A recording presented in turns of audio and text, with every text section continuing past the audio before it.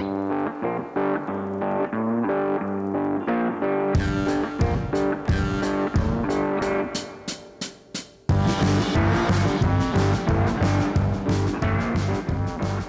and welcome to Reasoning Through the Bible.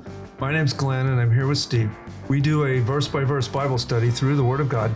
Today we're in Nehemiah chapter 6, and one of the things we're going to bump into today is attacks from within the church.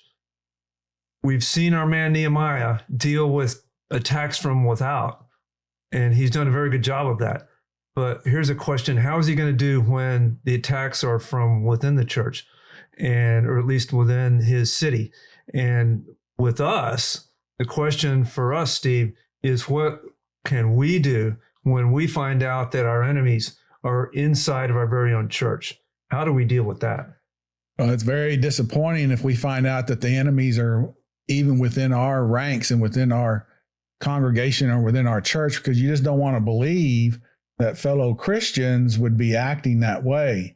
And we'll see here today that you rightfully said it's inside the church or inside the religious part. There's actually a priest that's trying to do harm to Nehemiah now.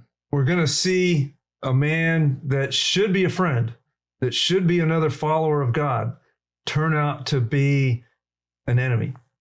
And that's a very difficult thing to deal with. So let's see how our man Nehemiah deals with this. And we're going to start again in Nehemiah chapter 6, starting in verse 10. And it says this: Then I entered the house of Shemaiah, the son of Delaiah, son of Mehetabel, who was confined at home. He said, Let us meet together in the house of God within the temple, and let us close the doors of the temple, for they are coming to kill you, and they are coming to kill you at night. But I said, Should a man like me flee? And could one such as I go into the temple to save his life? I will not go in. Then I perceived that surely God had not sent him, but he uttered his prophecy against me because Tobiah and Sanballat had hired him.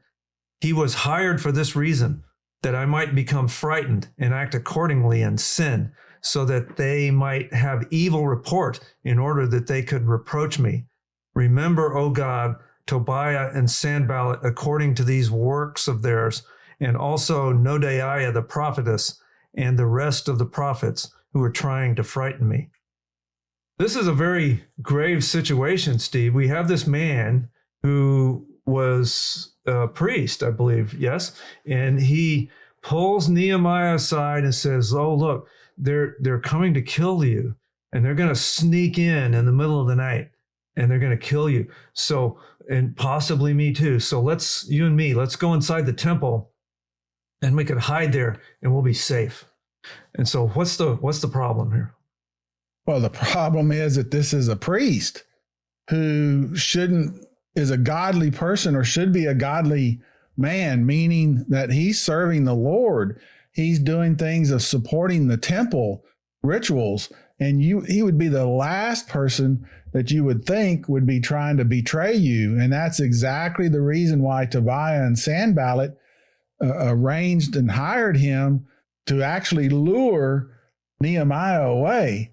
And really that's kind of disturbing whenever you have somebody that's supposedly a trusted member of a God and a worshiper of God that is now joined the other side. And apparently it's really nothing more than just for money is why they were doing that. It says he had been hired by this enemy. So think of it.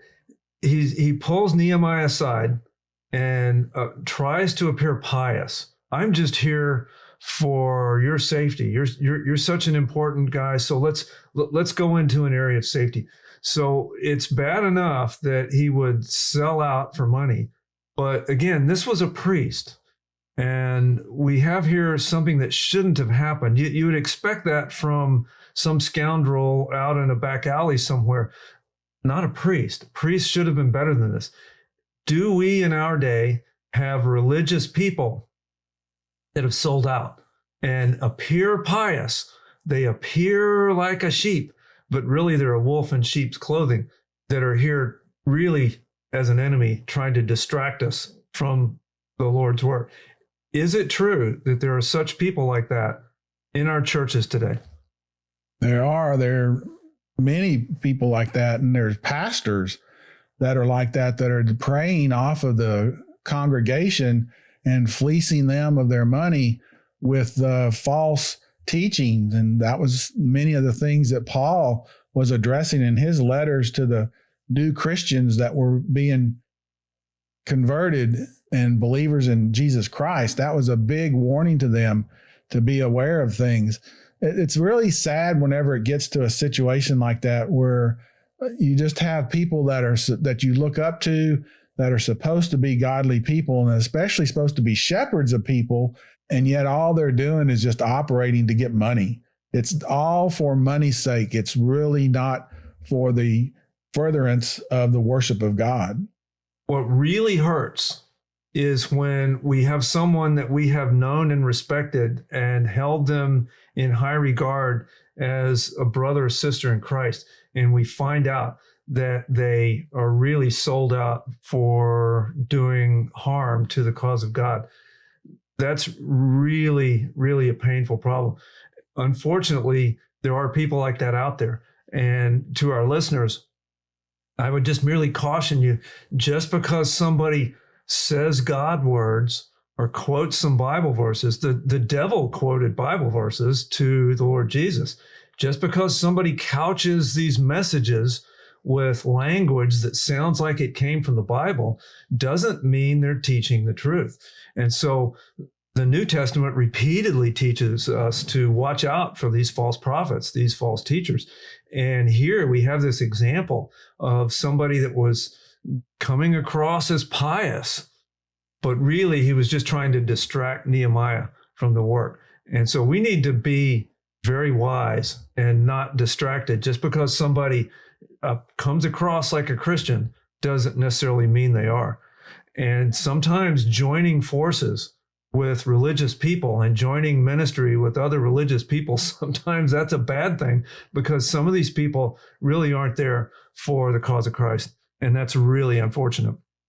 Now, if Nehemiah would have gone in and locked himself in the temple, he called it a sin. He called it a sin. Why would it have been a sin?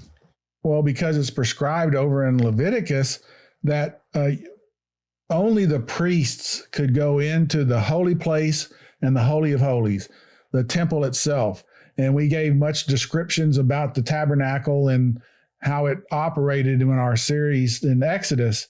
But people could go into the outer court, the place where the altar was, where they did the sacrificing, but only the priests, only the ones from the tribe of Levi could go into the actual temple itself, the holy place. And so if Nehemiah knows this, and he's not a Levite, so if he goes into the temple itself, then he's committing a sin. He's transgressing the law that's been prescribed in Leviticus, that he's not allowed in there.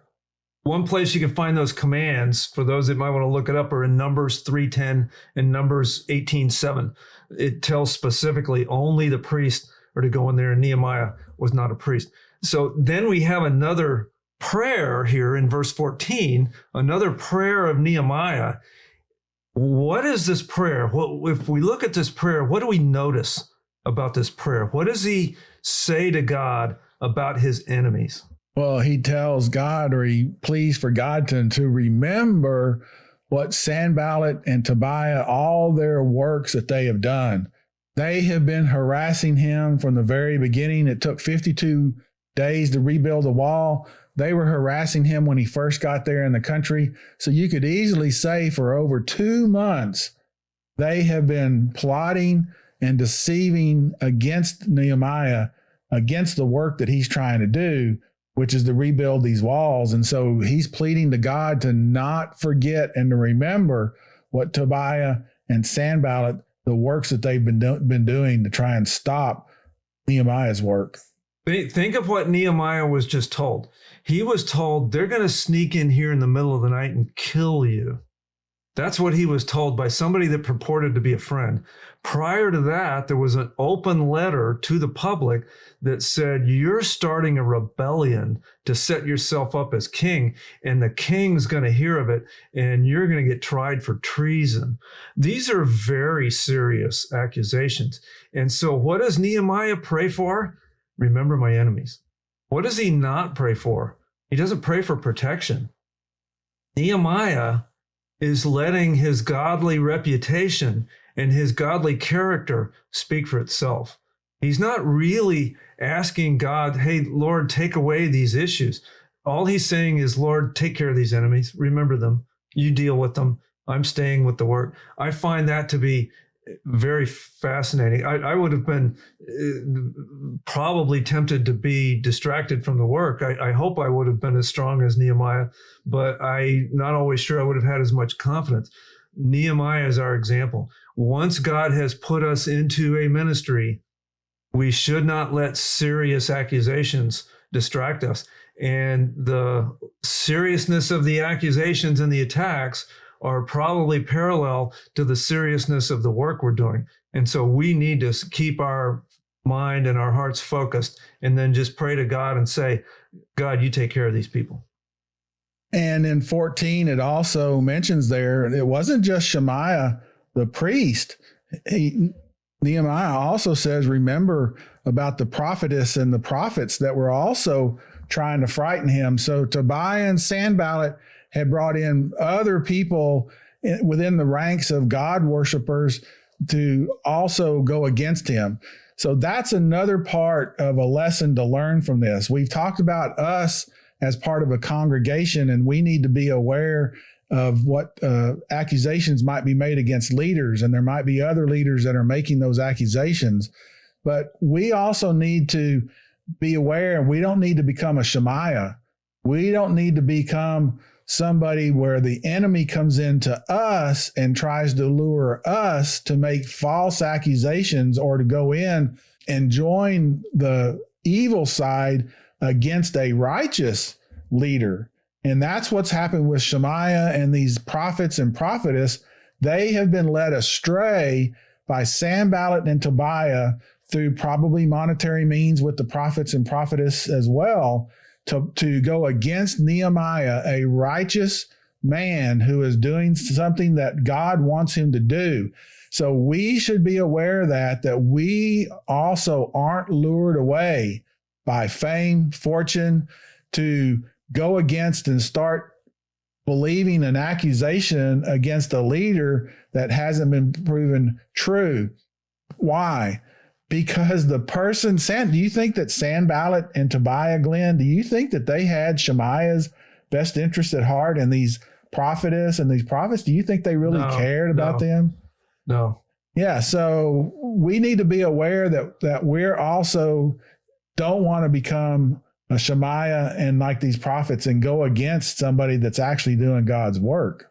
Another question that comes up here is, how do we respond when we have enemies that just won't go away?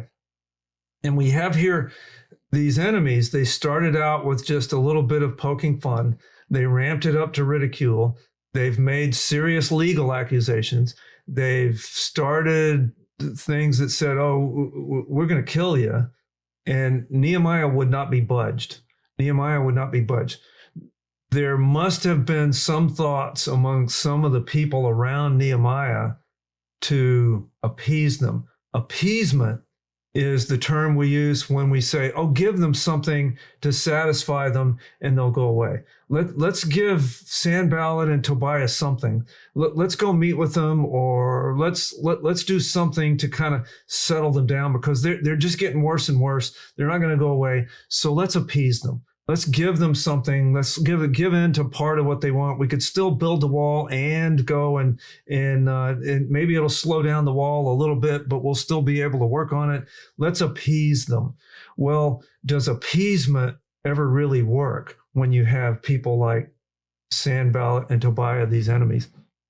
You can't appease them because they have one focus, and the one focus was to destroy Nehemiah and the work that he was doing. And not only Nehemiah, but also the Jewish people.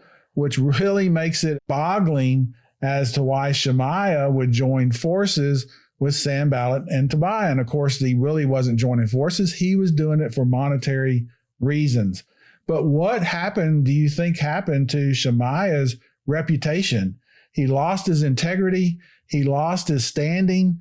I'm sure we don't see that here, but you know that happened once Nehemiah exposed him. And here's a priest that was trying to lure me into the temple so that I could sin, and he's been hired by the enemy. You know that Shemaiah lost his position and where he was and his reputation and the integrity that he had.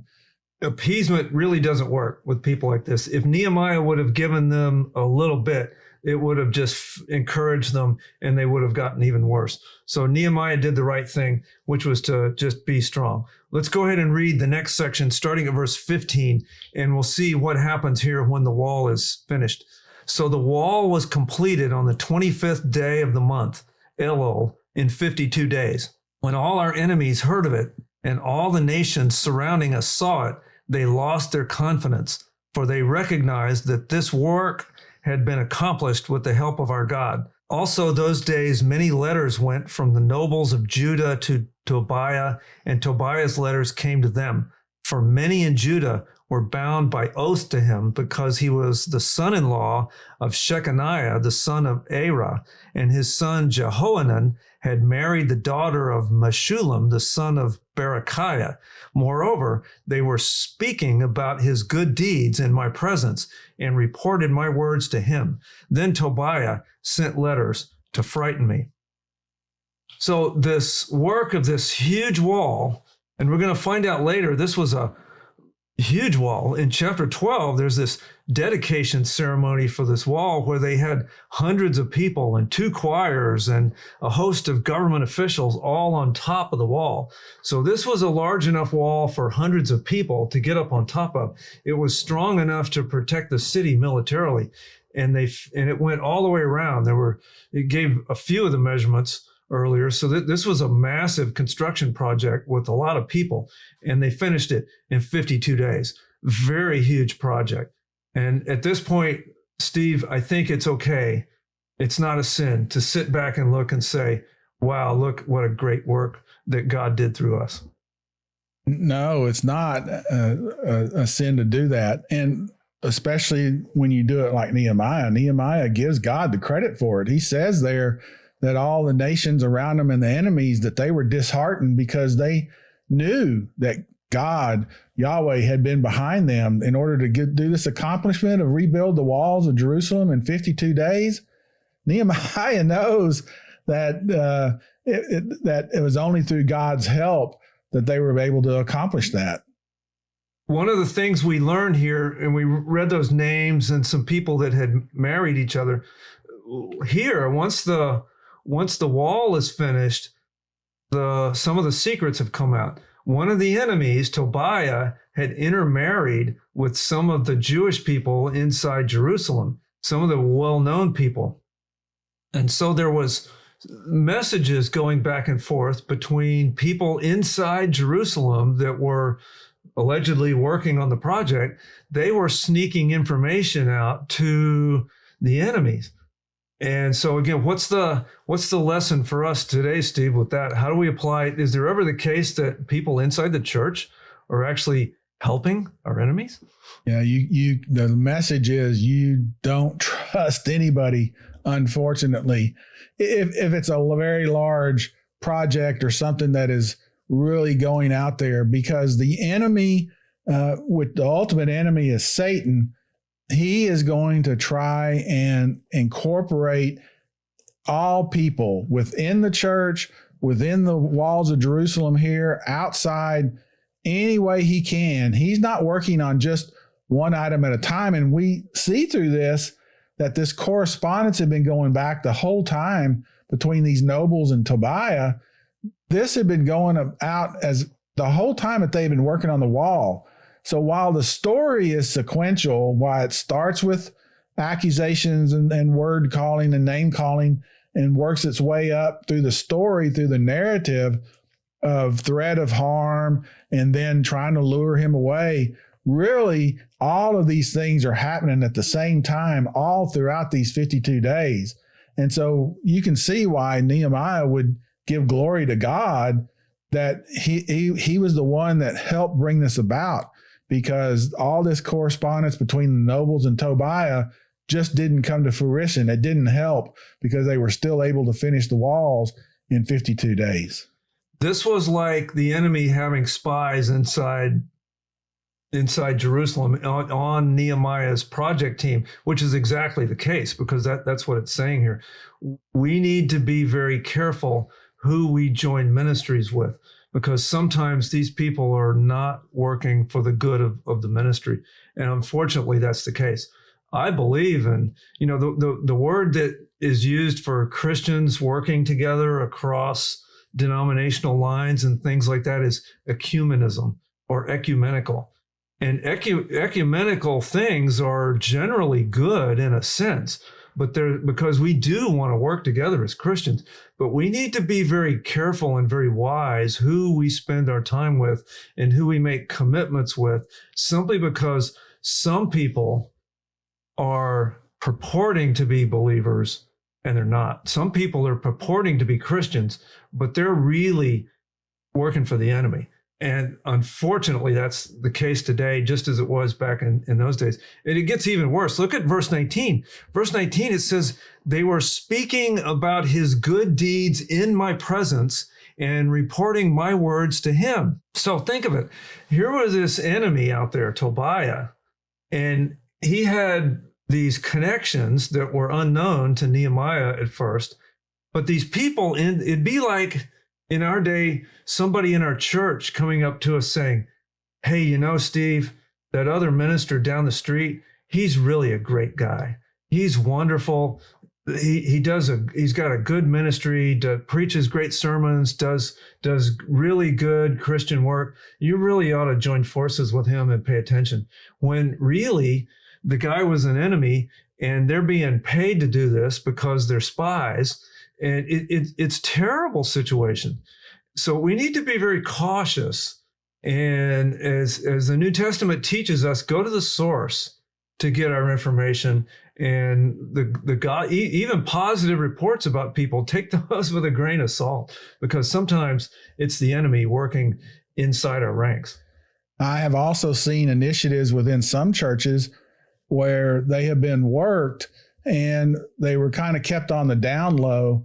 And then when it got to a point where they were to be announced what was going on, because they had gotten down the road to a point where they could announce it, then there were these professional complainers that you've talked about many times, Glenn. I think that's their job sometimes, just complaining. Yeah, and they were going, why the secret? That's wrong for them to be secretive. Why are they secretive? They should have let people know what they were doing. Well, these are the type of reasons sometimes they're not really being secretive, they're being cautious. And the professional complainers that want to sabotage maybe any type of an initiative that a church wants to take place, that the information is kept away from them so that the initiative of furthering God's kingdom can take place. So beware of those people also that are the professional complainers that always have something to grumble about, even whenever you have a great initiative that's taking place to get the gospel out to people. And then these grumblers come back and go, oh, this is going about this the wrong way. They shouldn't have done it this way. They should have let everybody know, and on and on and on. The best thing to do is just stay away from those grumblers. In the next chapter, chapter 7, we find here the next things that Nehemiah does, and we find out even more about this man's character. The walls are now finished, and so now Nehemiah turns from building the walls to protecting them, and he moves into building the people organization and the organization of all of the various offices and things. So let's read the first few verses of chapter 7. It says this: Now when the wall was rebuilt and I had set up the doors and the gatekeepers and the singers and the Levites were appointed, then I put Hanani, my brother, and Hananiah, the commander of the fortress, in charge of Jerusalem, for he was a faithful man and feared God more than many. Then I said to them, do not let the gates of Jerusalem be opened until the sun is hot. And while they are standing guard, let them shut and bolt the doors. Also appoint guards from the inhabitants of Jerusalem, each at his post, and each in front of his own house. Now the city was large and spacious, but the people in it were few, and the houses were not built. So it tells us here that the walls and the gates and the doors are finished. Nehemiah appoints some offices here. He appoints gatekeepers, he appoints singers, and he appoints Levites. I find this interesting. Gatekeepers were guards who kept the city gates safe. Singers kept the city joyful. And Levites were priests who kept the people spiritually pure, spiritually on track. Why would he do all those now? Why here? The very first roles he sets up, guards, basically gatekeepers, guards, singers, and priests. Well, he is getting ready to have a celebration that we're going to see in the next chapter. And that's one thing. The gatekeepers that's the vulnerable points of the city itself. And so you want to have trustworthy people that are going to keep the gates. If they're not trustworthy, they'll open the gates and let the enemy in. And then the other two people that he assigns, one is his brother and the other is a trustworthy person that can rule over Jerusalem altogether. So he's setting in place trustworthy people, but then also people that are getting ready for this celebration that he's going to be planning. But at the end of verse 2, he tells us why he picks these particular two men. Why did he pick them? What does it say? Well, one is his brother, and the other was they were faithful men and they feared God is the reason why. And it says not only that, but they feared God more than many. So they were especially godly people. I don't think Nehemiah, from everything we've seen about him so far, he wasn't picking his brother just because he's his brother. This is not a nepotism thing.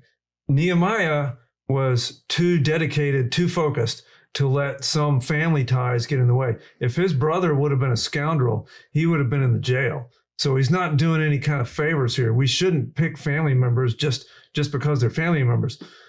He picked his brother because he knew he was especially godly person, especially spiritual, because that's what he says here. So he sets up responsible people, puts them in charge, gives them instructions, says, don't open those doors until the sun's already up. And when you close them in the afternoons, make sure you're standing there watching them, watching those gates being closed. What does that do? It keeps the city safe. You lock the doors at night where nobody's going to sneak in here in the middle of the night and attack the people, steal things like that. He gives them instructions and delegates it to them to where they can run it. Notice, Mr. and Ms. Leader, Nehemiah didn't stay there and run every gate. He put people in charge, gave them general instructions. He put responsible people in charge, gave them instructions, and let them run it so that Nehemiah didn't have to micromanage every detail. And also with these gatekeepers, he told them, he said, don't open the gates until the sun is high, meaning roughly around noon. Well, that was not normal. Cities open their gates just like we do today, early in the morning. Whenever the commerce started and people were coming in and out of the city, they would open their gates early in the morning. But Nehemiah still recognizes that there's a threat out there, so he instructs them, you leave the gates closed until it's the high point of the day, the noontime, then you can open them and keep a watch on them whenever you close them in the evening. So Nehemiah is still cautious. Those gatekeepers, though, they didn't need to have to understand, well, why is it that Nehemiah is telling us to open them at noon? All they needed to know is this is what he's told us to do, and they needed to follow through with the orders. We can have still another application to that for our churches, Steve. What they're doing here in the city, Nehemiah is making sure of who gets in and who gets out. We're not going to let just any old buddy come in here any time of the day or night. We're going to control this, and we're going to have gatekeepers up there. And if somebody is legitimately supposed to come in, then they'll come in at the time they're supposed to come in, and we're going to know who they are, and we're going to, because those gatekeepers are going to stay at the gate, and the leaders are going to watch it and manage it and make sure. So in our churches, do we let just any old buddy come in and be members of our church? Do we let just any old buddy come in and teach a class? Do we let just any old buddy come in and lead a ministry? Or do we make sure that these are especially godly people that are on the church rolls before they're going to work in a ministry?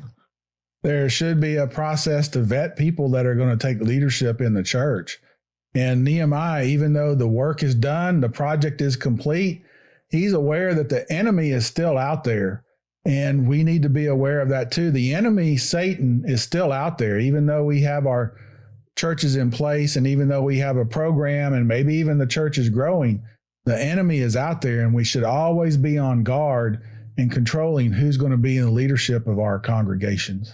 Nehemiah sets up the walls to protect the city. He puts gatekeepers over the gates to make sure that people are coming in at the right time and for the right reasons. We need to do the same thing with our churches. And most pastors I've met realize this. Some don't. But our pastors and our leaders are there to protect the congregation.